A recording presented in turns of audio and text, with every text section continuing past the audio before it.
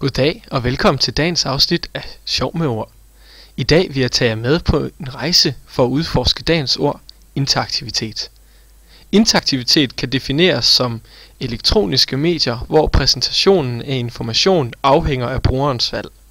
Og et rigtig godt eksempel på dette er den fantastiske side Facebook, hvor vi i dag vil udforske den famøse Facebook-chat. Det eksempel, vi vil tage udgangspunkt i, er en samtale mellem de to drenge, Jonas Eriksen og Peter Hansen. Jonas indleder denne samtale med en hilsen. Som I kan se, bruger Jonas en smiley. Det gør han, så Peter kan aflæse Jonas' humør. Igen svarer Peter med en smiley, som er en fælles betegnelse for det internetsprog, der bruges. Igen kan Jonas aflæse Peters humør, og som I kan se, er de begge to glade.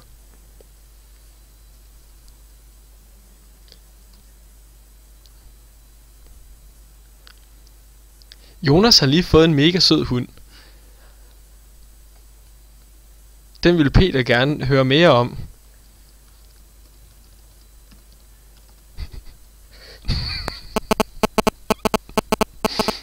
Så Jonas han sender ham et billede, så Peter han kan se, hvor sød en hund han har fået. Peter klikker så på linket og kan så nu se den fantastisk søde hund, som Jonas har fået.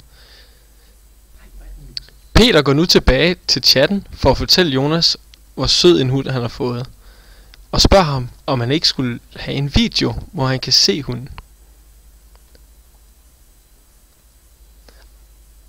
Som Facebook er rigtig god til, så kan man hurtigt se, hvis man har fået lavet en fejl, og rette den, inden man får sendt sin besked.